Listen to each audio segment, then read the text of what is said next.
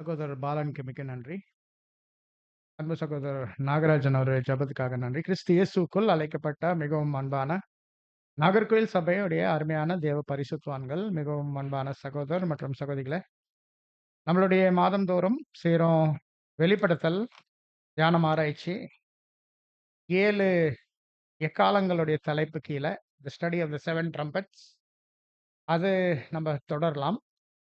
போன தடவை நீங்க நல்லா தெரியும், நம்ப இந்த 6 எக்கால பகுதி முடிச்சு, நம்ப 7வது எக்காலம் போகறதுக்கு முன்னே காணப்படுது.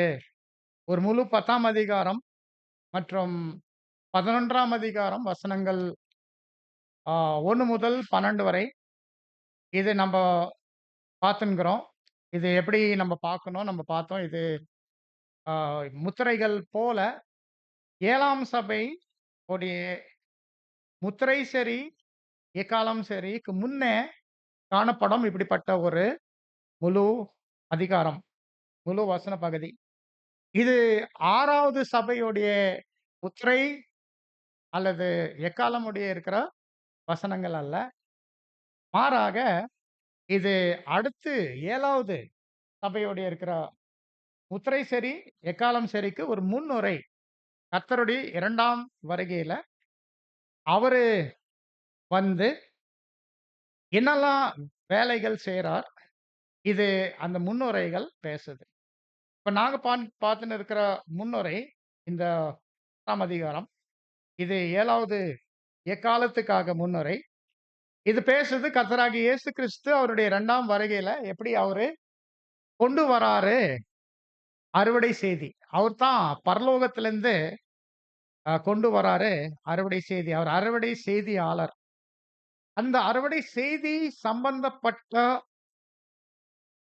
சத்தியங்கள் இந்த வசனங்கள் 1 முதல் 12 11 வரை காணப்படுது. இப்போ இந்த விஷயத்துல நம்ப பார்த்தோம். பொதுவா உங்க கரங்கள்ல இருக்கிற தமிழ் வெளிப்படுத்தல் புஸ்தகத்துல அங்க எப்படிப்பட்ட கருத்து குடுக்குதுன்னு நம்ம பார்க்கணும்னா, இது காபிரியேல் தூதன் மற்றும் அந்த திறக்கப்பட்ட சிறிய புத்தகம், அது தானியேல் புத்தகம். ஆனா நம்ம பார்த்தோம், இது இப்ப நம்ம 7வது வசனத்துல இருக்கிறோம்.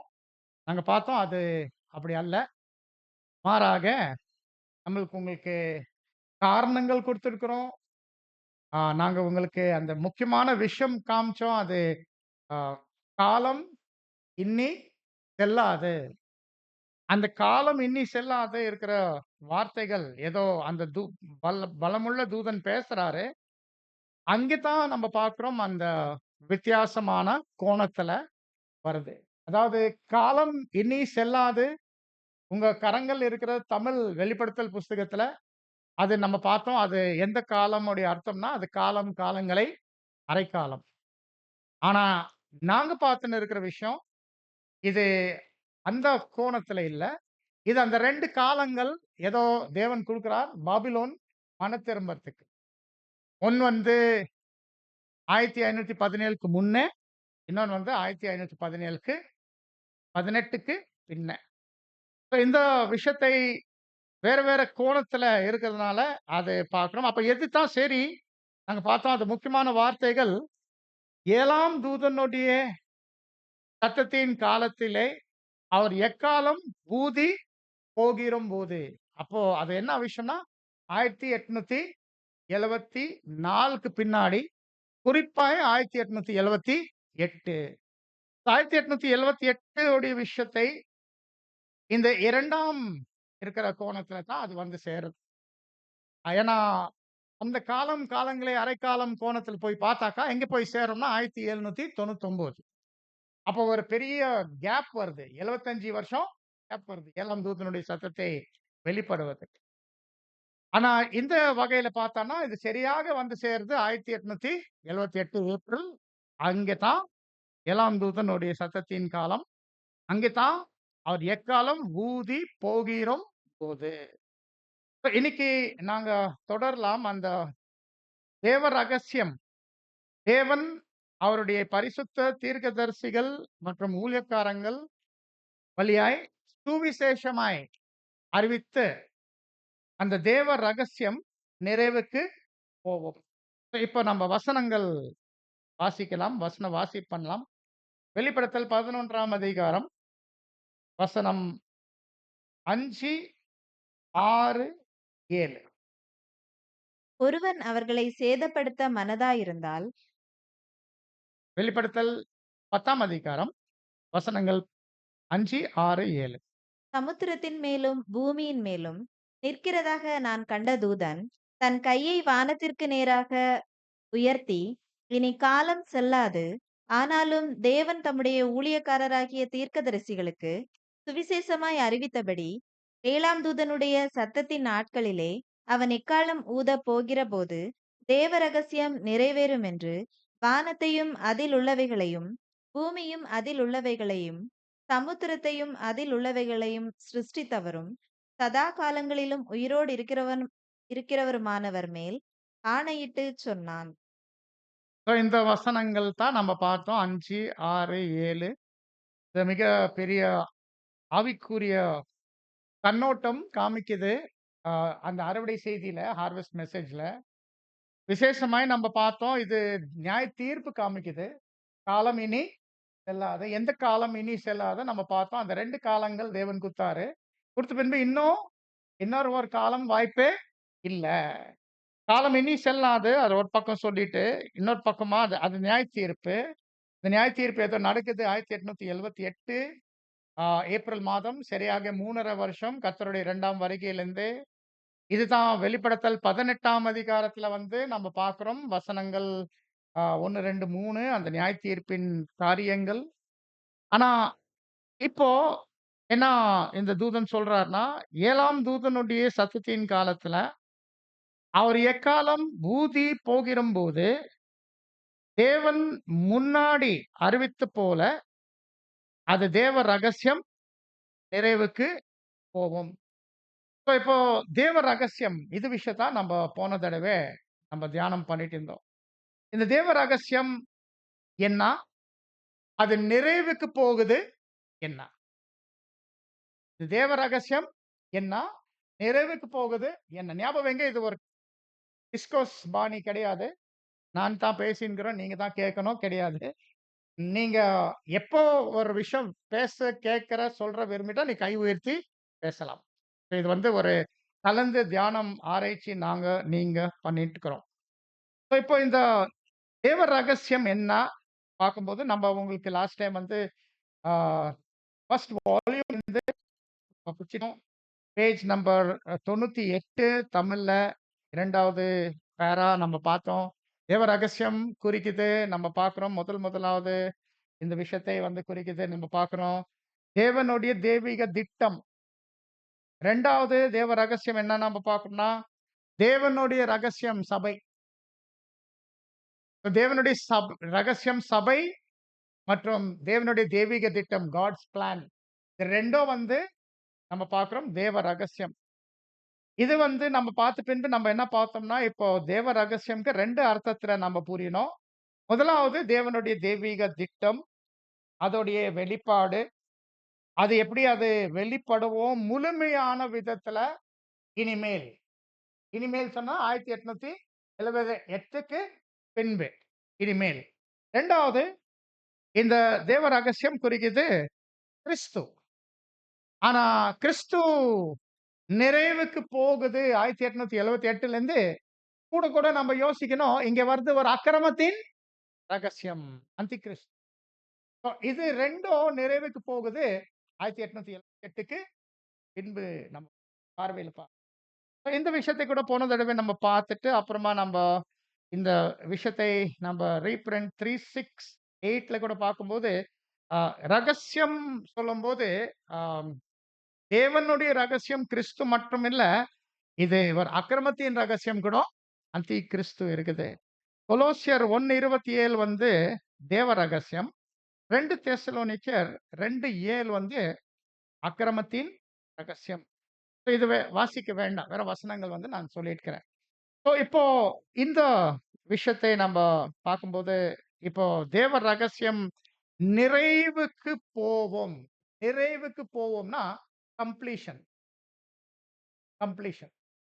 ஸோ இந்த தேவ ரகசியம் கிறிஸ்து ஏதோ முழு சுவிசேஷ யுக காலத்துல 7 சபை காலகட்டங்கள்ல உருவாக்கின் வருது. சமயம் என்ன வந்துக்குது இப்போ? நிறைவு அடையறதுக்கு நேரம்.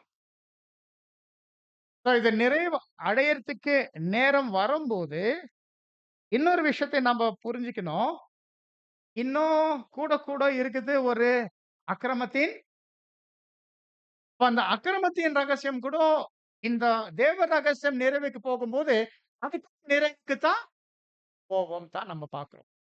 ஸோ இப்போ இந்த விஷயத்தை அ குறிக்கிறது அந்த முடிவான காரியங்கள் கிறிஸ்து குறித்து, அந்தி கிறிஸ்து குறித்து. 2க்கு கடைசி காரியங்கள் என்ன நடக்க போகுதுன்னா, நியாயத்தீர்ப்பு, ஜட்ஜ்மென்ட். இந்த நியாயத்தீர்ப்பு நடக்கும் கிறிஸ்துக்கு. எத கொண்டு வருது? கிறிஸ்துவுடைய முழுவதும் மகிமை அடையப்படுதல். நியாயத்தீர்ப்பு நடக்கும் அந்தி கிறிஸ்துக்கு.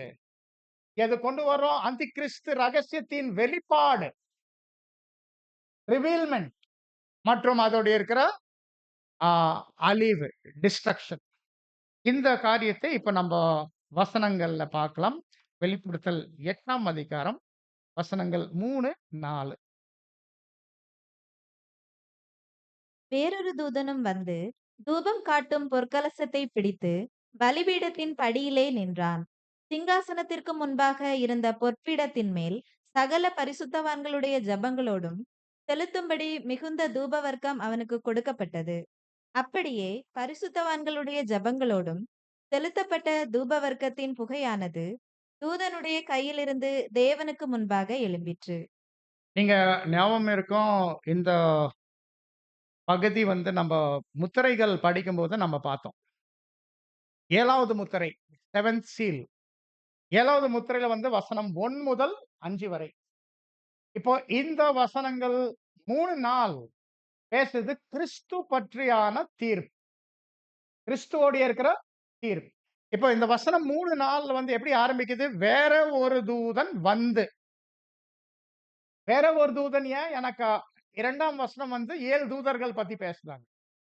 அந்த 2ஆம் வசனத்துடைய 7 தூதர்கள் இருந்து ஒண்ணு இல்ல. வேற. வந்து சொல்லுது, அடையாளம் காமிக்கிறது யார் இந்த தூதன்?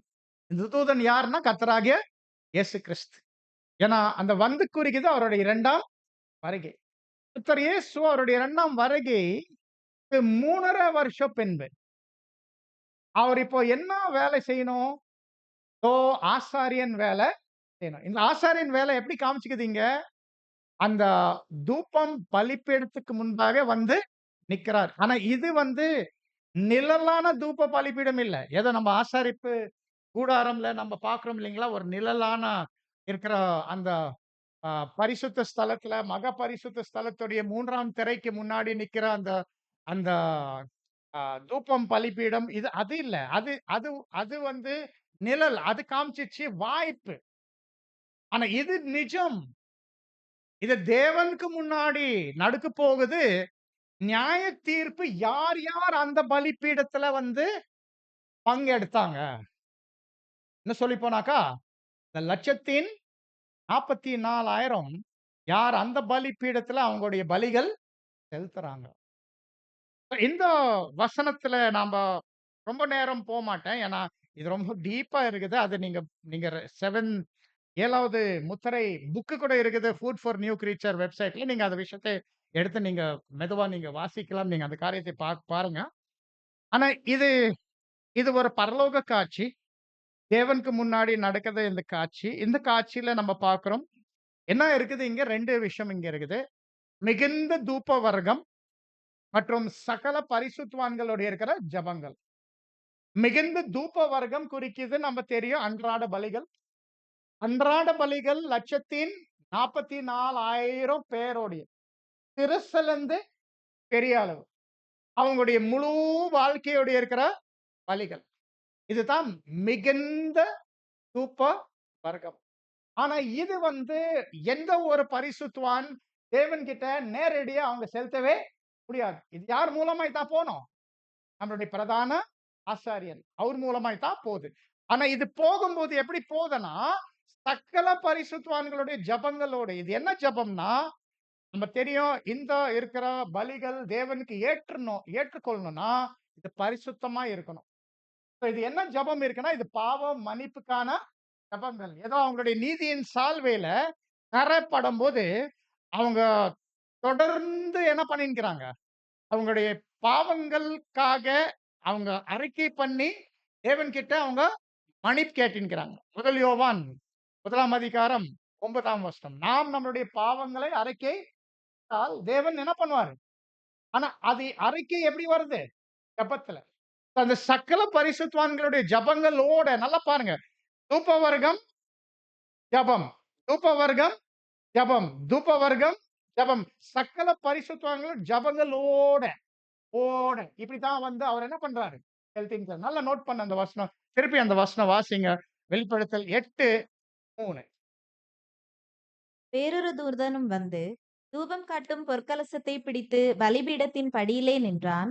சிங்காசனத்திற்கு முன்பாக இருந்த பொற்பீடத்தின் மேல் சகல பரிசுத்தவான்களுடைய ஜெபங்களோடும் செலுத்தும்படி மிகுந்த தூபவர்க்கம் பாத்தியா? ஜெபங்களோடும் செலுத்தும்படி. எப்படி செலுத்துறதுன்னா, இப்படி, இப்படி. ஒரு கை வந்து குறிக்குது பிரதான ஆசாரியனுடைய பதவி. இன்னொரு கை குறிக்குது பரிந்து பேசுறவருடைய பதவி. அந்த ஜெபங்களுடைய இருக்கிற மன்னிப்பாங்கன்னு யார் மூலமாய் வரணும்? கர்த்தராகிய இயேசு கிறிஸ்துடைய அந்த பரிந்து பேசுற அட்வொகேட் ஊழியம். So இந்த 2 ஊழியங்கள் மூலமாய் அந்த 1,44,000 நபருடைய தீர்ப்பு என்ன ஆகுது? தேவனுக்கு முன்னாடி போகுது. தேவனுக்கு முன்னாடி போகுது. தேவனுக்கு முன்னாடி போகும்போது, அது என்ன உண்டாக்குது நம்ம பார்க்கணும்னா, ஆ புகை, புகை உண்டாக்குது. அப்ப அந்த புகை என்ன ஆகுதுன்னா, அது தேவனுடைய அங்கீகரிப்பை குறிக்குது. தேவனுடைய அங்கீகரிப்பை குறி இந்த புகை அடுத்து இது என்ன குறிக்குதுன்னா, இப்போ கர்த்தர் இயேசு 1878 ஏப்ரல் மாதம் அந்த நியாயத்தீர்ப்பு நேரம் வரும்போது, அவர் வந்து தேவனுக்கு முன்னாடி அந்த தீர்ப்புல கிறிஸ்துவுக்குள் மரித்தோர் ஒருத்தருக்காக வந்து அந்த பலி செலுத்தும்போது, இப்ப என்ன தேவனிடத்துல இருந்து என்ன வெளிப்படுது? முதலாம் உயிர்த்தெழுதல். முதலாம் உயிர்த்தெழுதலுடைய அனுமதி. அந்த விஷயத்தை வெளிப்படுது. அதுதான் புகையானது. இந்த காரியத்தை நம்ம எங்க பார்க்கிறோம்னா, இங்கே கொஞ்சமும், அங்கே கொஞ்சமும் நம்ம போலாம். வெளிப்படுத்தல் புஸ்தகம் 15ஆம் அதிகாரம் 8வது வசனம். அப்பொழுது தேவனுடைய மகிமையினாலும் அவருடைய வல்லமையினாலும் உண்டான புகையினாலே தேவாலயம் நிறைந்தது. 7 தூதர்களுடைய 7 வாதைகளும் முடியும் வரைக்கும் ஒருவரும் தேவாலயத்திற்குள் பிரவேசிக்க கூடாதிருந்தது. பாருங்க இந்த வந்து தேவனுடைய மகிமையினாலும், அவருடைய வல்லமையினாலும் உண்டான புகையானது. இது தேவாலய நெருப்பில் இருக்குது. எப்போ? ஏப்ரல் 1878ல இருந்து இந்நாள் வரை இந்நாள் வரை என்ன நிரம்பின்குது? 1,44,000 தேவனுடைய திவ்ய சுபாவமே தரித்துக் கொண்டுட்டே இருக்கிறாங்க. முதலாம் உயிர்த்தெழுதல் வழியாய். இப்ப நெக்ஸ்ட் என்ன பார்க்கிறோம்னா, இது எப்போ இது இது இந்த ஆலயத்துல வந்து எப்ப வரைக்கும் நடக்கும்னா, 7 வாதையின் 7 தூதர்கள் அவங்க 7 வாதைகள் ஊத்தி முடிக்கிற வரைக்கும். அப்ப இது ஏன் அப்படி சொல்லுதுன்னா, எனக்கு சபை எப்போ நிறைவு அடைய போகுது? சபை இந்த முதலாம் உயிர்த்தெழுதல் எப்போ முடிய போகுது? 7வது கலசம்ல. வெளிப்படுத்தல் 16ஆம் அதிகாரம் வசனம் 17.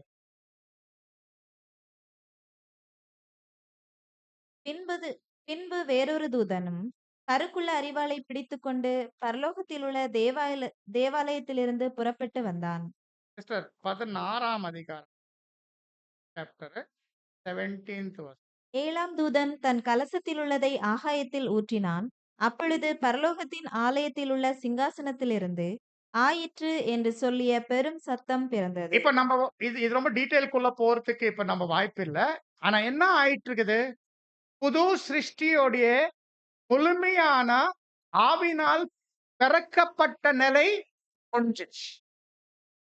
தேவன் முழு சுவிசேஷ யுகத்துல பெண்டிகாஸ்ட்ல இருந்து முதல் கொண்டு ஆவினால் ஜனப்பித்தல் உண்டாக்கி 7 சபை காலகட்டம் வழியாய் அழைப்பு கொடுத்து அந்த முழு இருக்கிற கணக்கு நிறைவு ஆகிற வரைக்கும் இது ஒரு நிறைவு எப்போ வருது?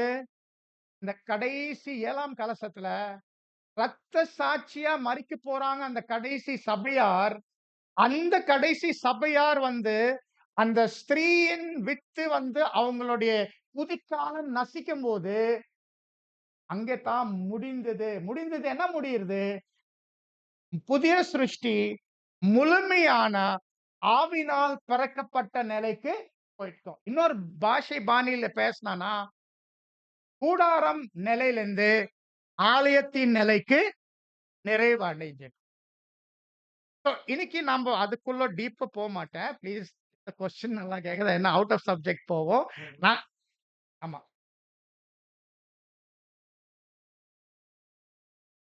ஆமா பிரதர்.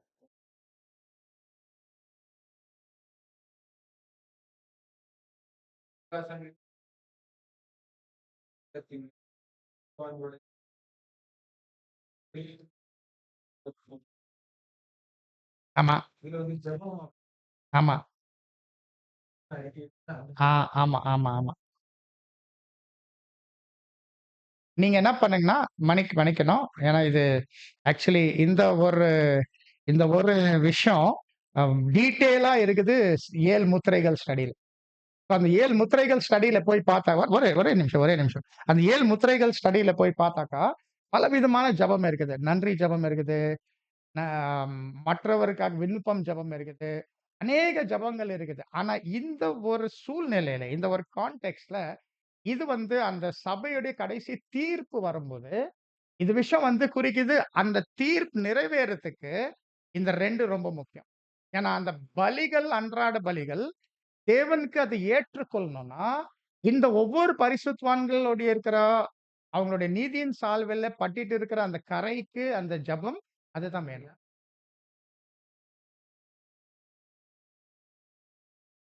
இல்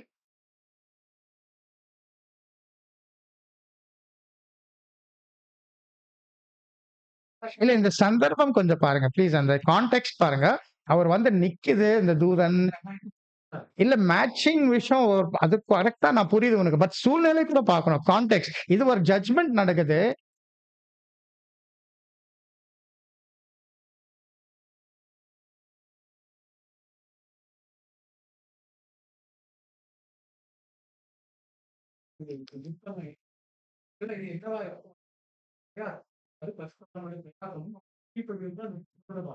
இல்ல, இல்ல. அது கரெக்ட் நீங்க பேசியிருக்கிறீங்க. நீங்க பேசியிருக்கிறீங்க. ஜெனரலா பேசியிருக்கிறீங்க. நாங்க வந்து ஸ்பெசிஃபிக்கா இங்க பேசியிருக்கிறோம்.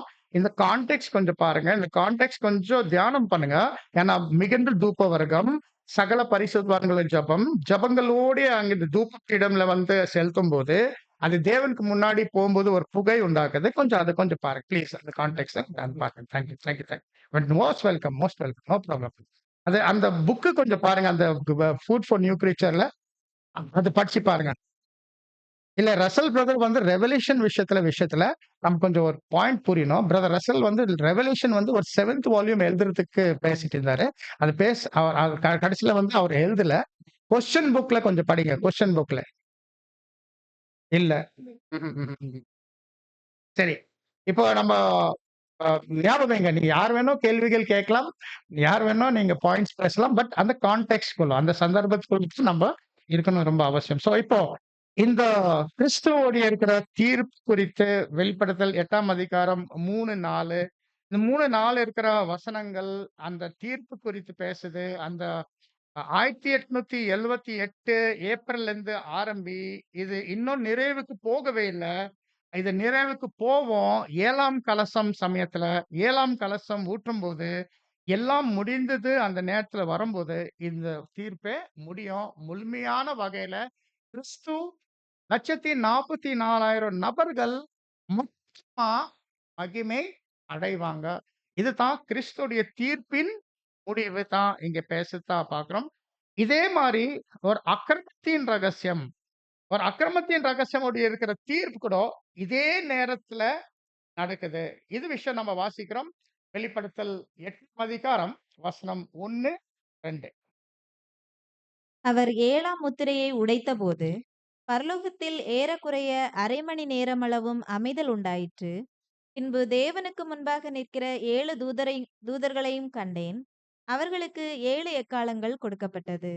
மறுபடியும் அன்புக்குரிய சகோதர சகோதரிகளே, இந்த இடத்துல கூட இந்த விஷயத்தை நம்ம ரொம்ப சுருக்கமா தான் பேசப் போறேன். ஏன்னா, இது ரொம்ப விவரமா நம்ம பார்த்தோம். 7 ஆ முத்திரைகளுடைய தியானம் ஆராய்ச்சியில. மறுபடியும் அதுல கொஞ்சம் நீங்க ரெஃபரன்ஸ் பண்ணிட்டு, விவரங்கள் அங்க நீங்க வரும். நீங்க பார்க்கலாம். இதுல முதல் வசனம் தீர்ப்பு பத்தி பேசுது. வெளிப்படுத்தல் 8:1 என்ன தீர்ப்பு? அது வெளிப்படுத்தல் 18 1, 2, 3 வாசிக்கலாம். வெளிப்படுத்தல் 18 வசனம் 1, 2, 3. இவைகளுக்கு பின்பு வேறொரு தூதன் மிகுந்த அதிகாரம் உடையவனாய் வானத்திலிருந்து இறங்கி வர கண்டேன். அவனுடைய மகிமையினால் பூமி பிரகாசமாயிற்று. அவன் பலத்த சத்தமிட்டு, மகா பாபிலோன் விழுந்தது விழுந்தது, அது பேய்களுடைய குடியிருப்பும் சகலவித அசுத்த ஆவிகளுடைய காவல் வீடும் அசுத்தமும் அருவருப்பும் உள்ள சகலவித பறவைகளுடைய கூடுமாயிற்று. அவைகளுடைய வேசித்தனத்தின் உக்கிரமான மதுவை எல்லா ஜாதிகளும் குடித்தார்கள். பூமியின் ராஜாக்கள் அவளுடைய வேசித்தனம் பண்ணினார்கள். பூமியின் வர்த்தகர் அவளுடைய செல்வ செருக்கின் மிகுதியினால் ஐஸ்வர்யவான்கள் ஆனார்கள் என்று விளம்பினான். இந்த 3 வசனங்கள் பேசுது. கர்த்தர் இயேசு 1ஆம் வசனத்துல, அவருடைய 2ஆம் வருகை 1874 அக்டோபர். பின்பு 2ஆம் வசனத்துல பாபிலோன் மேல தீர்ப்பு அறிவித்தல் நடக்குது 3½ வருஷம் பின்பு. 1878 ஏப்ரல் மாதம் இந்த தீர்ப்பு அறிவித்தல் நடக்குது. மகா பாபிலோன் விழுந்தது விழுந்தது. தெய்வீக தீர்ப்பு 2 பாகம் அமைப்புடையே 2 பாகம். அதாவது நம்ம பார்க்கிறோம். ரோமன் கேத்தலிக் மற்றும் புராட்டஸ்டன்ட் மேல அந்த தீர்ப்பு வெளிப்படுது. அதுக்கு பின்பு நம்ம பார்க்கிறோம். இந்த நிலை பத்தி பேசுது. ஏறக்குறைய 1/2 மணி நேரம் அளவு. ஏன்னா, அந்த தீர்ப்பு அறிவித்தலிருந்து முழுவதும் அழிவு நிறைவேறத்துக்கு முழு லவோதிக்கேய சபை காலகட்டம் அடுக்குத நம்ம பார்க்கிறோம். நெக்ஸ்ட் 2வது வசனம் பேசுது. அந்த 7 தூதர்கள் யார்? 7 எக்காளங்கள் கொடுக்கப்பட்டது. அந்த 7 தூதர்கள் இங்கே ஏன் பேசுதுன்னா, ஏன்னா இதே 7 தூதர்கள் தான் 7 கலசம் ஊத்துறதுக்கு தேவன் பயன்படுத்துவார். அவங்களுடைய மகிமைப்பட்ட நிலையில. அவங்களுடைய மகிமைப்பட்ட நிலையில இந்த 7 கலசங்கள் அவங்கள தான் ஊத்துவாங்க. இந்த 7 கலசங்கள் வழியாய் பாபிலோனுடைய அழிவு வரும். குறிப்பாய் 7வது இருக்கிற கலசத்துல பாபிலோனுடைய முற்றிலும் அழிவு வரத நம்ம பார்க்கிறோம். இந்த விஷயத்தை நீங்க மறுபடியும் எங்க பார்க்கிறோம்னா, இங்கே கொஞ்சமும், அங்கே கொஞ்சமும் பார்க்கும் பாணியில வெளிப்படுத்தல் 15ஆம் அதிகாரம் வசனங்கள் ஆ 1 அப்புறமா 1க்கு பிற்பாடு நீங்க 6ஆம் வசனம் வாசிங்க. பின்பு வானத்திலே பெரிதும் ஆச்சரியமான வேறொரு அடையாளமாகிய கடைசியான 7 வாதைகளுடைய 7 தூதரை கண்டேன். அவைகளால் தேவனுடைய கோபம் முடிகிறது. அந்த ஆலயத்திலிருந்து 7 வாதைகளை உடைய அவ்வேழு தூதர்களும் சுத்தமும் பிரகாசமுமான மெல்லிய வஸ்திரம் தரித்து மார்பருகே பொற்கச்சைகளை கட்டிக்கொண்டு புறப்பட்டார்கள். இது காமிக்குது நம்ம பார்க்கிறோம். 1878 ஏப்ரலுக்கு பின்னாடி ஆலயத்திலிருந்து வெளிய வருதுன்னா, அந்த முதலாம் உயிர்த்தெழுதல் தரித்துக்கொண்டு இந்த 7 தூதர்கள் அவங்க மகிமைப்பட்ட நிலையில பாருங்க அந்த அந்த வஸ்திரத்த பத்தி பேசும்போது, அந்த கச்சை பாருங்க அவங்களுடைய இடுப்புல இல்ல. இது அவங்களுடைய மார்புல இருக்குது. அந்த கச்சை ஆ பொன்னான இருக்கிற கச்சை இருக்குது. இது காமிக்குது திவ்ய சுபாவத்தின் நிலையில தேவனுடைய ஊழியம் பண்றது. தேவனுடைய ஊழியக்காரன். பிரதான இந்த ஸ்தானத்துல கர்த்தராகிய இயேசு கிறிஸ்து. இது நம்ம பார்க்கிறோம். இதே மாரி அ வார்த்தைகள் வெளிப்படுத்தல் 1ஆம் அதிகாரம் 13வது வசனம். அந்த 7 குத்துவிளக்குகளின் மத்தியிலே நிலையங்கி தரித்து மார்பருகே பொற்கச்சை கட்டியிருந்த மனுஷகுமாரனுக்கு ஒப்பானவரையும் கண்டேன். பாத்தியா? பொற்கச்சை எங்கே மாட்டியிருக்குது? மாறுபல. இதே இடத்துல இந்த 7 தூதர்கள் பொற்கச்சை எங்க மாட்டியிருக்குது? மாறுபல. ஏன்னா இவங்க எப்படிப்பட்ட ஊழியம் இப்ப பண்றாங்க? திவ்ய சுபாவத்துல ஊழியம் பண்றாங்க. அப்ப அவங்க திவ்ய சுபாவத்துல வந்து தேவனுடைய ஊழியக்காரங்களா இருக்கிறாங்க. இதுக்கு எல்லாம் அர்த்தங்கள் அந்த அந்த 7 முத்திரைகள் புக்ல நீங்க பார்க்கலாம். அதுல எக்ஸ்ப்ளனேஷன் குடுக்கப்பட்டிருக்குது. ஏன்னா, நம் சப்ஜெக்ட்க்கு வெளிய போவோம். அது ரொம்ப டீட்டெயில்க்குள்ள நாங்க போனோம். ஆனா இது எல்லாம் என்ன காமிக்குதுன்னா, காமிக்குது அந்த 2 படி பாபிலோனுடைய தீர்ப்பு. முதலாவது தீர்ப்பு 1878 ஆ மகா பாபிலோன் விழுந்தது, விழுந்தது. இது தெய்வீக தீர்ப்பு வெளிப்பாடு. Divine judgement proclamation. இது ஃபர்ஸ்ட். அப்புறமா நீண்ட காலம் ஆ ஒரு ஏறக்குறைய 1/2 மணி நேரம் அமைதல். அப்புறமா பின்பு அந்த 7 கலசங்கள் வழியாய், குறிப்பாய் 7வது கலசம் வழியாய் மகா பாபிலோனுடைய இருக்கிற அழிவு. வாசிங்க 7வது கலசத்துல எப்படி இந்த விஷயத்த பத்தி பேசியிருக்குது. வெளிப்படுத்தல் 16ஆம் அதிகாரம் வசனம் நம்ம பார்க்கலாம் 19. அப்பொழுது அந்த தூதன் இது 7வது கலசத்துடைய சம்பந்தப்பட்ட தீர்க்கதரிசன வசனம். அப்பொழுது மகாநகரம் 3 பங்காக பிரிக்கப்பட்டது. புறஜாதிகளுடைய பட்டணங்கள் விழுந்தன. மகா பாபிலோனுக்கு தேவனுடைய உக்கிரமான கோபாக்கினியாகிய மதுவுள்ள பாத்திரத்தை கொடுக்கும்படி அது அவருக்கு முன்பாக நினைப்பூட்டப்பட்டது. சோ பாத்தீங்களா? இந்த இந்த ஒரு 7வது கலசத்துல தான் மகா பாபிலோன் மேல தேவனுடைய உக்கிரமான கோப்பாக்கனை உடைய பாத்திரத்தை அவர் ஊற்றப் போறாரு. அதுல மகா பாபிலோனுடைய முற்றிலும் அழிவு நடக்க போகுதுதான் இங்க நாங்க பார்க்கிறோம். மறுபடியும் வசனங்கள் இன்னும் அதிகமா இருக்குது. நான் வெறும் சில வசனங்கள் உங்களுக்கு காமிச்சிருக்கிறோம் இந்த விஷயத்தை குறித்து. நீங்க அந்த 7 முத்திரைகள் புத்தகத்துல நீங்க அநேக விவரங்கள் அங்கே நீங்க பார்க்கலாம். இந்த இடத்துல நம்ம வெறும் டச் பண்ணியிருக்கிறோம். இந்த 2 தீர்ப்பு.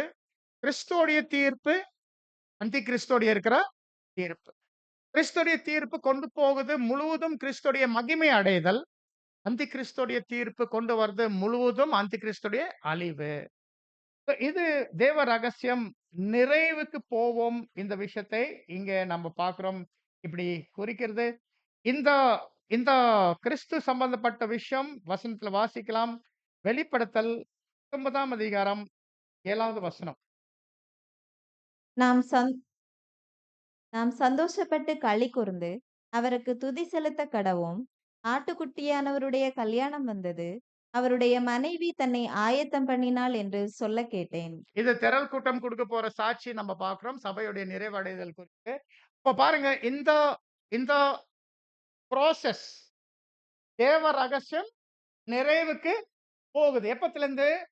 1878 ஏப்ரல்ல இருந்து. அங்கத்துல ஆரம்பி இது எங்க வரைக்கும் போவோம்னா, அவங்களுடைய மனைவி ஆயத்தம் பண்ணினாள். 7ஆம் கலசத்துல எல்லாம் முடிந்தது. இது ஒரு லாங் ப்ராசஸ். தேவ ரகசியம் நிறைவுக்கு போகுது. அதே மாரி லாங் ப்ராசஸ் அக்கிரமத்தின் ரகசியம் கூட நிறைவுக்கு போகுது கூட நம்ம பார்க்கிறோம். இப்போ நம்ம வாசித்தோம் உனக்கு இப்பதான் அந்த வசனம் வெளிப்படுத்தல் 16, 19 தேவனுடைய கோப்பாக்கனையோட இருக்கிற பாத்திரத்தை பாபிலோனுக்கு ஊத்துறதுக்கு அவருக்கு நினைவு கூட்டு வருது 7ஆம் இருக்கிற ஆ, கலசத்தின் சமயத்துல. இப்போ இந்த 2 பேரலா போயிட்டு நோட் பண்ணு. 2ம் பேரலலா போயிட்டு இருக்குது. 2ம் வந்து லவோதிக்கே சபை காலகட்டத்துல ஒரே சமயத்துல கூட முடிய போகுது.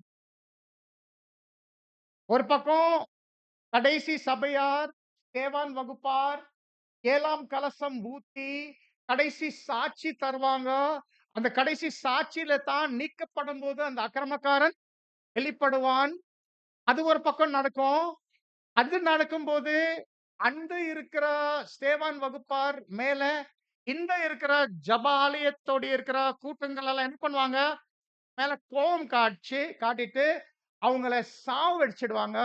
இந்த இரத்த சாட்சி மரணம் தான் நிறைவேறும். அந்த முதல் தீர்க்க தரிசனம் ஸ்திரீயின் வித்து ஆ சாரி சர்ப்பத்தின் வித்து, ஸ்திரீயின் வித்தோட இருக்கிற குதிகாலமே நசுக்கிடும்.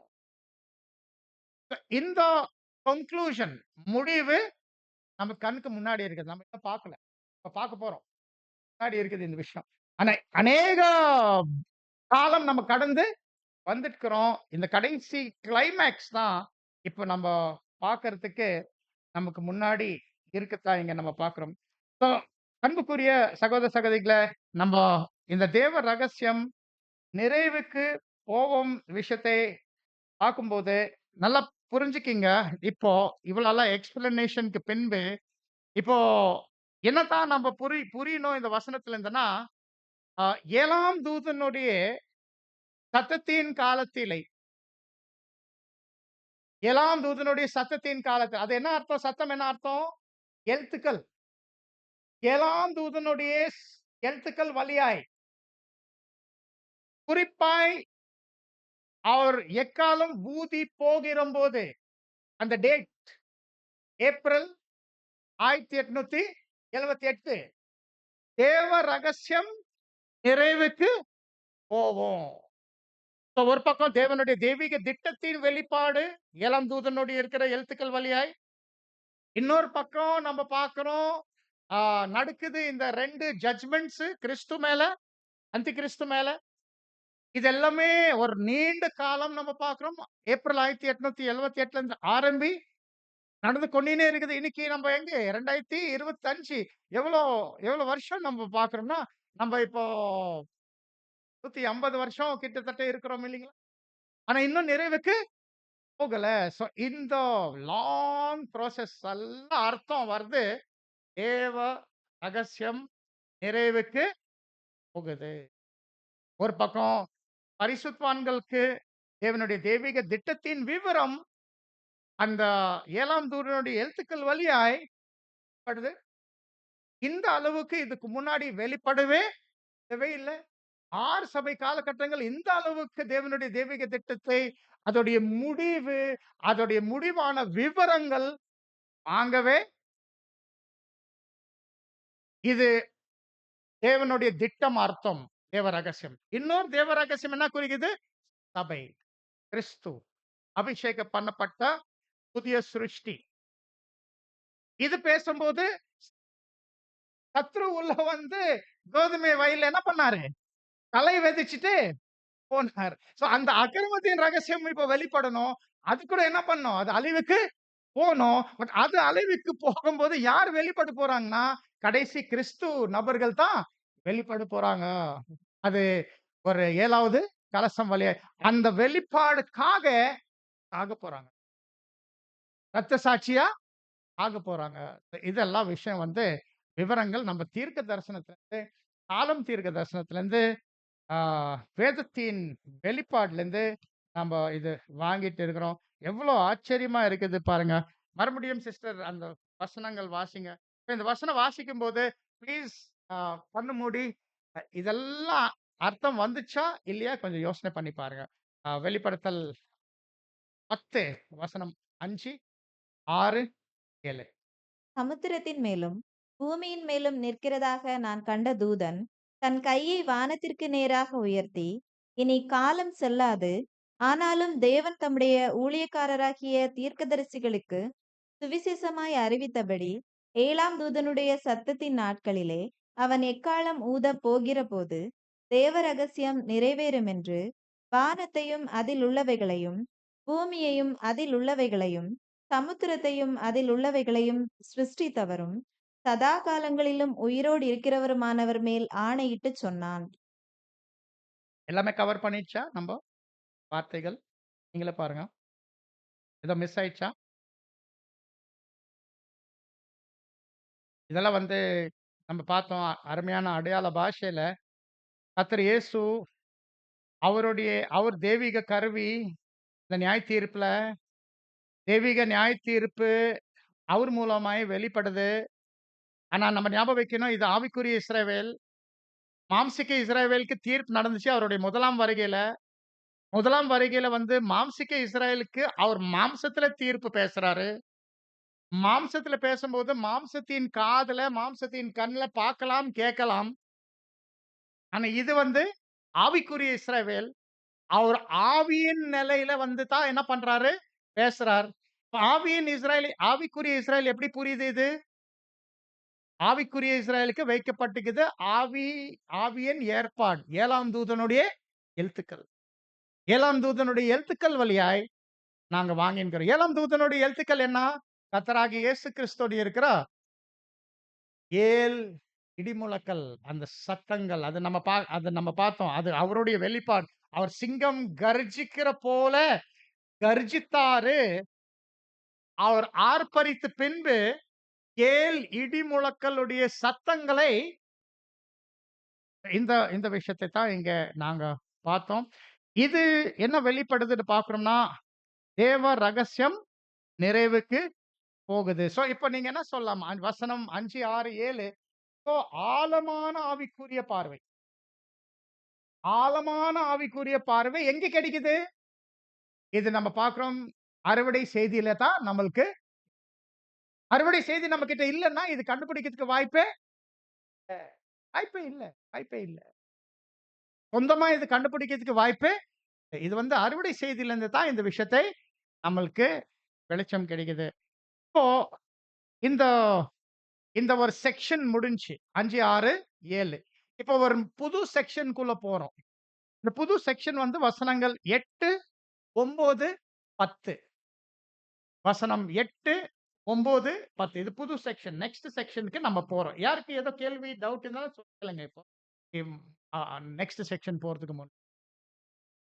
ஏதோ புரிஞ்சுக்கிறதுக்கு கஷ்டமா இருந்ததுன்னா கூட நீங்க சொல்லலாம். சரி, நெக்ஸ்ட் செக்ஷன். இல்ல, ஃபர்ஸ்ட் டிவைன் பிளான். தெய்வீக திட்டம். செகண்ட் சபை.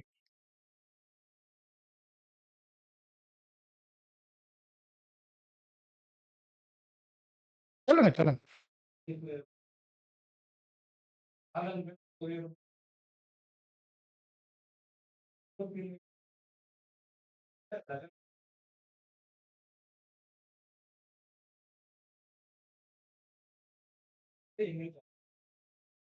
இது அந்த 1000 வருஷம், 1000 வருஷத்துக்கு பின் முடிக்கிற வரைக்கும் அந்த பிளான் ஓடி இருக்கிற டெப்த் அது குறிக்குது. ஆக்சுவலி அது அந்த கம்ப்ளீட் டிவைன் பிளான் ஷார்ட் காலம் நிறைவேறும் இது விஷயம். ஆமா. அது கூட ஒரு ரகசியம். பட் அந்த ரகசியம் கூட இந்த ரகசியத்துல வருது. டிவைன் பிளான் ரகசியத்துல வருது. கண்டிப்பா, கண்டிப்பா. கண்டிப்பா, கண்டிப்பா. ஆக்சுவலி அந்த டிவைன் பிளான் ரகசியத்திலே வருது இந்த மேட்டர் நீங்க பேசியிருக்கிறீங்க. கரெக்ட். பிரதர் என்ன காமிச்சுன்னு வர்றாருன்னா, அந்த டிவைன் பிளான் எப்படி ஒரு ரகசியம். ஸோ இந்த வசனத்திலிருந்து நம்ம பார்க்கிறோம். டிவைன் பிளான் ஒரு ரகசியம் இந்த எபேசியரோட இருக்கிற வசனத்திலிருந்து நம்ம பார்க்கிறோம். சரி, next thank you brother. Very useful. அடுத்து வெளிப்படுத்தல் 10ஆம் அதிகாரம் 8, 9, 10 முதல் வாசிப்பு. நான் வானத்திலிருந்து பிறக்கக் கேட்ட சத்தம் மறுபடியும் என்னுடனே பேசி, சமுத்திரத்தின் மேலும் பூமியின் மேலும் நிற்கிற தூதனுடைய கையில் இருக்கும் திறக்கப்பட்ட சிறு புஸ்தகத்தை நீ போய் வாங்கிக்கொள் என்று சொல்ல, நான் தூதனிடத்தில் போய் அந்த சிறு புஸ்தகத்தை எனக்கு தாரும் என்றேன். அதற்கு அவன், நீ இதை வாங்கி புசி, இது உன் வயிற்றுக்கு கசப்பாயிருக்கும், ஆனாலும் உன் வாய்க்கு இது தேனைப் போல மதுரமாயிருக்கும் என்றான். நான் அந்த சிறு புஸ்தகத்தை தூதனுடைய கையிலிருந்து வாங்கி அதை புசித்தேன். என் வாய்க்கு அது தேனைப் போல மதுரமாயிருந்தது.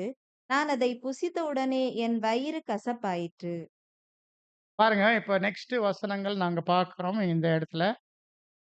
8, 9, 10. இந்த நெக்ஸ்ட் செக்ஷன் என்ன காமிக்கிறதுன்னா, நீங்க ஞாபகம் வைக்கணும்.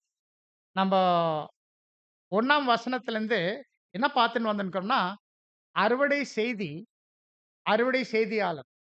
கர்த்தர் இயேசு அவருடைய 2ஆம் வருகை. அவர் அறுவடை செய்தி கொண்டு வராரு. அவர் அறுவடை செய்தியாளர். ஆனா, அவர் டிரான்ஸ்பர் பண்ண ஒரு மாம்ச கருவி 7ஆம் தூதன். 7ஆம் தூதனுடைய இருக்கிற மூலமாய் அது வெளிப்படுது எழுத்துக்கள். அது 7 இடிமுழக்கல். அப்புறமா அதுக்குள்ள இருக்கிற பெரிய ஆவிக்குரிய சத்தியங்கள், தேவ ரகசியம் குறித்து அதெல்லாம் விஷயம் பார்த்தோம். இப்போ நியூ செக்ஷன்ல வசனம் 8, 9, 10ல அறுவடை வேலை பார்க்க போறோம். இந்த இந்த அறுவடை செய்தி ஒரு இன்னொரு பெரிய பயன்பாடு, யூஸ் என்னன்னா, நம்ம பார்க்கிறோம் அறுவடை வேலை. பரிசுத்தவான்களுக்கு கூட்டி சேர்க்கணும். இப்ப அந்த பரிசுத்தவான்கள் கூட்டி சேர்க்கிற வேலைக்கு இந்த அறுவடை செய்தி பயன்படுத்தும்போது, இந்த பார்வை தான் இங்க வசனம் 8, 9, 10. இப்ப ஏன் 3 வசனம்? ஏன்னா 3 சேனல் இருக்குது. ஏன் 3 வசனம்? 3 சேனல் இங்க இருக்குது. அந்த 3 சேனல் வந்து வசனம் 8, வசனம் 9, வசனம் 10. நான் ரொம்ப ஸ்லோவா பேசப் போறேன். ஏன்னா, இது ரொம்ப ஹெவி மேட்டர்ஸ். நீங்க புரிஞ்சுக்கணும்னா, நான் ஸ்லோவா பேசினா தான் இது விஷயம் வந்து நீங்க ரிசீவ் பண்ண முடியும். இப்ப இந்த இந்த 3 சேனல் என்னன்னா, முதல் சேனல் அழைப்பு. அழைப் காலிங். காலிங் யார் குடுக்குறாரு? பிதாவாகிய தேவன் தான் குடுக்குறார். பிதாவாகிய தேவன் தான். 8ஆம் வசனம் காமிக்குது அந்த காலிங். அந்த காலிங் 8ஆம் வசனம் பேசுது. இப்ப வசனம் வாசிக்கலாம். ஆ வசனம் 8 மாத்திரம். வெளிப்படுத்தல் 10, 8. நான் வானத்திலிருந்து பிறக்கக் கேட்ட சத்தம் மறுபடியும் என்னுடனே பேசி, சமுத்திரத்தின் மேலும் பூமியின் மேலும் நிற்கிற தூதனுடைய கையில் இருக்கும் திறக்கப்பட்ட சிறு புஸ்தகத்தை நீ போய் வாங்கிக்கொள் என்று சொல்ல. இப்ப ஒரு ஃபர்ஸ்ட் கேள்வி, ஸ்மால் கேள்வி, மைனர் கேள்வி. வானத்திலிருந்து கேட்கிற சத்தம் மறுபடியும்னா எங்க முன்னாடி இருந்துச்சு? மறுபடியும் சொன்னேன்னா முன்னாடி எப்ப இருந்துச்சு? அதே 10ஆம் அதிகாரம் கொஞ்சம் பாருங்க. வசனம் 1ல இருந்து நீங்க புரியும். அதே 10ஆம் வசனம் இப்ப நான் பேசுகிற 8ஆம் வசனம். இதுக்கு முன்னாடி இருக்கிற 7 வசனம் படிங்க. உங்களுக்கு வந்துரும். 4வது வசனம். 4வது வசனம் 7 இடிமுழக்களுடைய சத்தம் அந்த சிங்கம் அந்த அந்த தூதன் கர்ஜிக்கும்போது அந்த தூதனே இயேசு. வானத்திலிருந்து ஒரு சத்தம் அது பிதாவாகிய தேவன். அவர் என்ன சொல்றார்ன்னா, இது எழுதவே என்ன முத்திரை போடு. அந்த பிதாவாகிய தேவனுடைய சத்தம் இப்போ வருது எங்க? இங்க 8வது வசனம். அதனால தான் இது சின்ன சின்ன பாயிண்ட்ஸ் நம்ம நோட் பண்ணோம். சின்ன சின்ன பாயிண்ட்ஸ் இருக்குது. பட் அது ரொம்ப இம்பார்ட்டன்ட் பாயிண்ட்ஸா இருக்கு தான் நம்ம பார்க்கிறோம். இப்ப மறுபடியும் பிதாவாகிய தேவனுடைய சத்தம் வருது இங்க. இப்போ அவர் என்ன யோவான் கிட்ட பேசுறாரு. யோவான் கிட்ட பேசிட்டு யோவான் யாரு? லவோதோக்கியா. ஒட்டுமொத்த லவோதோக்கியா. இப்ப யோவான் கிட்ட பேசிட்டு சொல்றாரு, "நீ போய் அந்த தூதனுடைய கையில இருக்கிற அந்த திறக்கப்பட்ட சிறிய புத்தகம், அந்த தூதன் யார் வந்து அவருடைய வலது பாதம் சமுத்திரத்தின் மேலும், இடது பாதம் பூமியின் மேலும் இருக்கு. அவர்கிட்ட போய் அந்த சிறிய புத்தகம் போய் எடுங்க." கரெக்ட்டா? நான் கரெக்ட்டா சொன்னேன்? திருப்பி வாசிங்க 8வது வசனம்.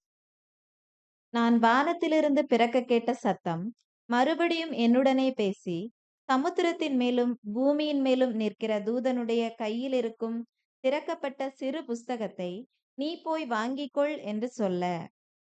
இது என்ன விஷயம் குறிக்குது கேட்டாக்கா, 7ஆம் சபை காலகட்டத்தில மாத்திரம் இது ஃபுல் சுவிசேஷ யுகம் 7ஆம் சபை காலகட்டத்தில மாத்திரம், அறுவடை சமயத்தில மாத்திரம், இப்போ இந்த அழைப்பு போது. யார் குடுக்குறாரு இந்த அழைப்பு? பிதாவாகிய தேவன்.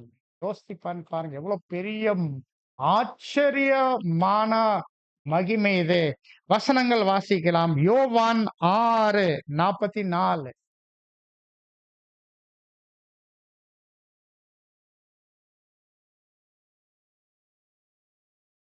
என்னை அனுப்பின பிதா ஒருவனை இழுத்துக்கொள்ளாவிட்டால் அவன் என்னிடத்தில் வரமாட்டான். கடைசி நாளில் நான் அவனை எழுப்புவேன். இப்ப நம்ம இயேசு கிறிஸ்துக்குள்ளவே இருக்கிறோம். நம்ம இயேசு கிறிஸ்துவோட இருக்கிற சீஷரா இருக்கிறோம். அதெல்லாம் உண்மைதான். ஆனா எப்படி நம்ம வந்தோம் இங்க? நாங்களா வந்து இயேசு தேடி வந்தோமா? சொல்லுங்க. நாங்களா இயேசு தேடி வந்தோமா? அவர் தான் பேரோட பேரோட நம்ம ஒருத்தர் ஒருத்தர் பேரோட என்ன பண்றாரு? அவரே இயேசு கிட்ட சேர்றார். இழுத்துக் கொள்ளாவிட்டால். இது முதல் வசனம். இன்னொரு வசனம் வாசிங்க. யாக்கோப் 1:18.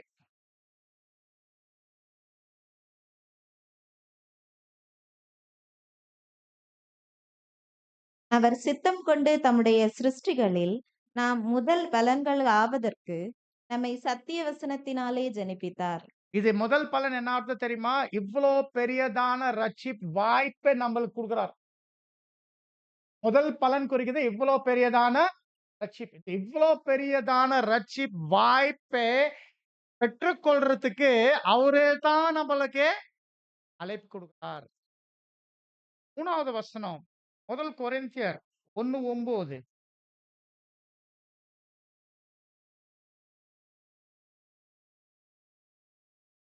நம்முடைய குமாரனும் நம்முடைய கர்த்தருமாய் இருக்கிற கிறிஸ்து இயேசு கிறிஸ்துவுடனே ஐக்கியமாய் இருப்பதற்கு உங்களை அழைத்த தேவன் உண்மையுள்ளவர். பாத்தியா? சோ நம்மளுடைய ஒரு பெரிய பிரம்மாண்டமான விஷயம் என்னன்னா, உங்க பேர் நீயே சொல்லு, என் பேர் நான் சொல்றேன் குர்சினோ. யார் கூப்பிட்டார் தெரியுமா? இந்த பேர்ல எனக்கு தேவனே உங்கள பேர்ல உங்கள தேவனே கூப்பிட்டார். பிதாவாகிய தேவன் தான் தனித்தனியா, தனித்தனியா, தனித்தனியா, தனித்தனியா. இது ஒரு பொதுவான விஷயம் இல்ல. சும்மா வலை போட்டு மாட்டிட்டு கூப்பிடுறது. அப்படி இல்ல. இது ஒரு தனித்தனியா அந்தந்த நபர்கள். என்ன ஆச்சரியமான விஷயம் இது.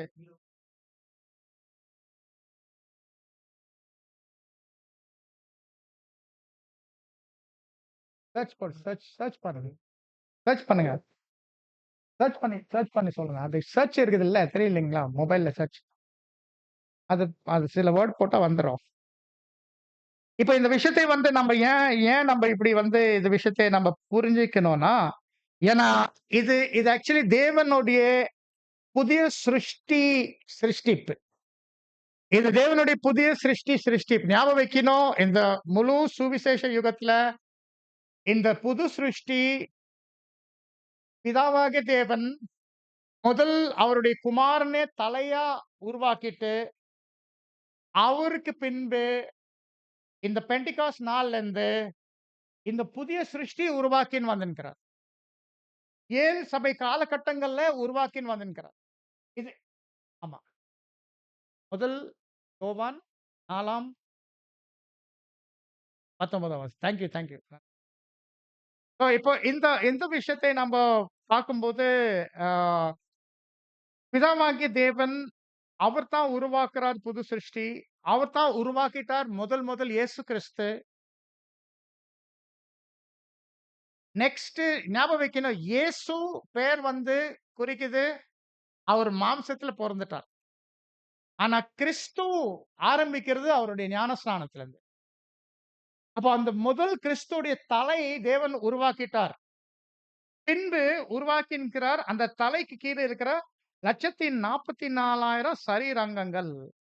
இது மொத்தமா இது பிதாவாகிய தேவனுடைய உருவாக்குதல், செயல்பாடு. இங்கிலீஷ்ல வொர்க்மேன்ஷிப். பிலிப்பியர் 2ஆம் அதிகாரம் 13ஆம் வசனம்.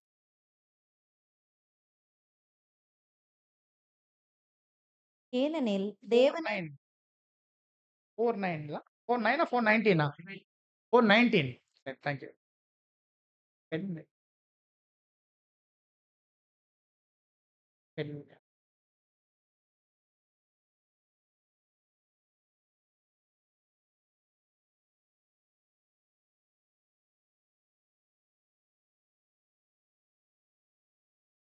Thank you.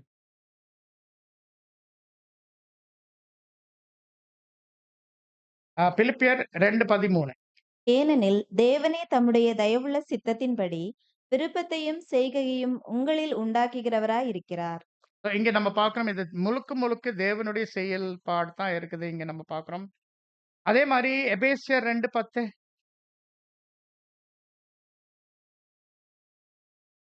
ஏனெனில் நற்கிரியைகளை செய்கிறதற்கு நாம் கிறிஸ்து இயேசுவுக்குள் சிருஷ்டிக்கப்பட்டு தேவனுடைய செய்கையாய் இருக்கிறோம். அவைகளில் நாம் நடக்கும்படி அவர் முன்னதாக அவைகளை ஆயத்தம் பண்ணி இருக்கிறார். இப்போ இது விஷயம் நம்ம இந்த எவ்வளவு தெளிவா புரிஞ்சுக்கணும்னா, நம்மளுடைய ஆண்டவராகிய இயேசு கிறிஸ்து இந்த விஷயம் அடிக்கடிக்கு சாட்சி குடுத்தாரு இந்த விஷயத்த குறித்து. நான் தான் உங்களுடைய உருவாக்குறவர் அவர் எங்கேயுமே சொல்லவே இல்ல. அவர் எப்படி பேசுறாரு பாருங்க. சபை சபைக்குள்ள இந்த வேலை தேவன் செய்றார். எப்படி பேசுறார் வாசிங்க. யோவான் 10ஆம் அதிகாரம் 29வது வசனம்.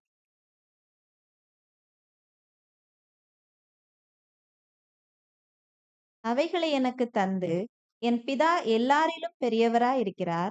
அவைகளை என் பிதாவின் கையிலிருந்து பறித்துக்கொள்ள ஒருவனாலும் கூடாது. எவ்வளனா எதிர்ப்புகள் இருக்கும், எவ்வளனா எதிர்ப்புகள் இருக்கும், எவ்வளனா சோதனைகள் இருக்கும். ஆனா, தேவனே ஏமாத்தி புடுங்குறது யாருனால் முடியாது. புழலாம். தேவன் காரணம் இருக்காது. வீழ்ச்சியில தேவன் காரணமே இருக்கா. ஆனா தேவன் கையிலிருந்து புடுங்குறதுக்கு யார் எந்த ஒரு அந்தகார சக்தி இருக்கட்டும், அது முடியே முடியாது. நெக்ஸ்ட் வசனம். யோவான் 17:6. நீர் உலகத்தில் தெரிந்தெடுத்து எனக்குத் தந்த மனுஷருக்கு உம்முடைய நாமத்தை வெளிப்படுத்தினேன். அவர்கள் உம்முடையவர்களாயிருந்தார்கள். அவர்களை எனக்குத் தந்தீர். அவர்கள் உம்முடைய வசனத்தை கைக்கொண்டிருக்கிறார்கள். ஆமா அப்பா, நான் உங்க ஊழியக்காரன். உங்க ஊழியத்துல நீங்க எனக்கு பங்கு குடுத்தீங்க. நான் அந்த வேலை செஞ்சேன். பாருங்க, அந்த வேலைய வந்து எப்படித்தான் நீ குடுத்தீங்க, அப்படித்தான் நானு செஞ்சுட்டேன். இதுல கூட தெளிவா காமிக்கிறாரு. இந்த வேலை பிதாவாகிய தேவனுடையது. அழைக்கிறது, கூப்பிடுது, வாய்ப்பு குடுக்கிறது, வெறும் வெறும் பிதாவாகிய தேவனுடையது தான் இங்க நம்ம பார்க்கிறோம். அதனால பாருங்க, இது இது வந்து யுகத்தின் ஆரம்பத்திலிருந்து இப்போ யுகத்தின் கடைசியில கூட என்ன பார்க்கணும்னா, பிதாவாகிய தேவன் தான் அவருடைய ஜனங்கள் இந்த இந்த இந்த புது சிருஷ்டி எப்ப பார்த்தாலும் அவர் தான் வந்து அவங்கள கவனிச்சுனே பார்த்துன்னு இருக்காரு. உதாரணத்துக்கு நியாயத்தீர்ப்பு பாபிலோன் மேல வெளிப்படும்போது, இயேசு கிறிஸ்து மேல மூலமாய் வெளிப்படும்போது, பிதாவாகிய தேவன் குரல் உள்ள வருது, "என் ஜனமும் அவளை விட்டு வெளியே வா." வெளிப்படுத்தல் 18ஆம் அதிகாரம் 4ஆம் வசனம்.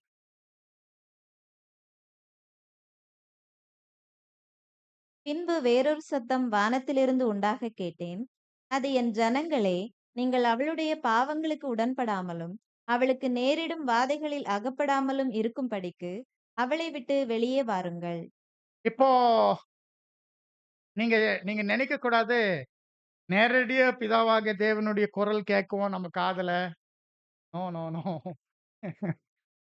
நம்ம பிதாவாகிய தேவனுடைய சத்தம் எப்படி கேட்கிறோம்னா, நம்ம தெரியும் பிதாவாகிய தேவனுடைய வார்த்தையிலிருந்து, வசனத்திலிருந்து வெளிப்படுது அவருடைய சத்தம். ஏதோ நம்மளுடைய உதாரணத்துக்கு வைக்கும்போது 53 பேசிக் கிளாஸ் நமக்கு. 53 பேசிக் கிளாஸ்ல வந்து வசனத்தை வச்சு வசனத்துடைய வெளிச்சம், வசனத்தை வச்சு வசனத்துடைய வெளிச்சம், வசனத்தை வச்சு வசனத்துடைய வெளிச்சம். அந்த வகையில பிதாவாகிய தேவன் நாம ஒருத்தருக்கு பேசிட்டாரா இல்லையா? வெளியவா கூட சொன்னாரா இல்லையா? இதுதான் நம்ம புரிஞ்சுக்கணும் அந்த சத்தம். ஸோ முதல் சேனல், ஃபர்ஸ்ட் சேனல் பிதாவாகிய தேவன். பிதாவாகிய தேவன் உடைய இருக்கிற இந்த சேனல்ல பிதாவாகிய தேவன் தான் அவருடைய புதிய சிருஷ்டிக்காக 1878ல இருந்து முதல் அவளை விட்டு வெளியே வா சொல்லி, அப்பத்திலிருந்து அவர் சொல்லியிருக்கிறார் யோவானுக்கு. தூதன் கிட்ட போய் அவர் கையில இருக்கிற அந்த சிறிய புத்தகமே என்ன பண்ணு வாங்கிக்கோ. ஆனா அந்த தூதன் சும்மா தூதன் சொல்ல, அந்த தூதன் யார்? வலது கால் பூமியின் மேலும், வலது கால் சமுத்திரத்தின் மேலும், இடது கால் பூமியின் மேலும் அந்த தூதன் கிட்ட போய் வாங்கிக்கோ. நேரம் முடிஞ்சுச்சு. ரொம்ப சுவாரஸ்யமா இருக்குது கன்டின்யூ பண்றதுக்கு. பட் நேரம் முடிஞ்சுச்சு. நம்ம கன்டின்யூ பண்ணலாம் நெக்ஸ்ட் டைம். Second channel. அப்ப அந்த யோவான் போயிட்டு அந்த தூதன் கிட்ட போறாரு. சொல்றாரு. அந்த விஷயத்தை நம்ம பார்க்கலாம். அடுத்த கிளாஸ்ல இந்த காரியத்தை நம்ம பார்க்கலாம். அன்பு சகோதர சகோதரிகளே, ஏதாவது கேள்வி, டவுட் இருந்தனா நீங்க இந்த புக்கு கூட ரெடி ஆயினிக்குது. தயவுசெய்து ஜெபத்துல வைங்க. பெரிய புக்கு. 7 முத்திரைகள் ஒரு சின்ன புக் இருந்துச்சு. ஆனா 7 எக்காலங்கள் ரொம்ப பெரிய புக்கு. இது இங்கிலீஷ் ஒரு பக்கம் போகுது. தமிழ் ஒரு பக்கம் போகுது. இங்கிலீஷ் முடிய போது இப்போ. தேவ சித்தமானால் 1 மாசத்துக்குள்ள முடிய போது. இது 4 வருஷம் ஆயிடுச்சு இந்த புத்தகம் எழுதுறதுக்கு. இதுக்காக ஜெபத்துல வைங்க. இது ரொம்ப யூஸ்ஃபுல்லா இருக்கும். எதெல்லாம் நம்ம பேசியிருக்கிறோம், அதெல்லாம் நீங்க புக் வழியாய் நீங்க படிக்கலாம், நீங்க பார்க்கலாம். செஞ்சு வந்து தமிழ் பண்ணியிருக்கிறாங்க. அவங்களுக்காக கூட ஜெபம் பண்ணுங்க. இந்த காரியத்தை முடிக்கிறதுக்கு எவ்வளவு சீக்கிரம் தேவனுடைய சித்தமானால். இப்ப யாருக்கு ஏதாவது கேள்வி, கருத்து ஒரே கருத்து இருக்குது. சொன்னா நல்லா இருக்கும் இல்லைங்களா? அடுத்த வருஷம் பார்க்கறதுக்கு. சரி பரவால்ல. அடுத்த மாசம் நம்ம பார்க்கலாம். தேவன் தாமே உங்க அனைவரும் இந்த இருக்கிற தியானத்தின் வேலை உங்க அனைவரும் ஆசீர்வதிப்பாராக. மற்றும் நாகர்கோவில் சபை, சபையார் மற்றும் மூப்பர்கள் என தந்த இந்த மாபெரும் வாய்ப்புக்காக தாழ்மையில நன்றி தெரிவிக்கிறேன்.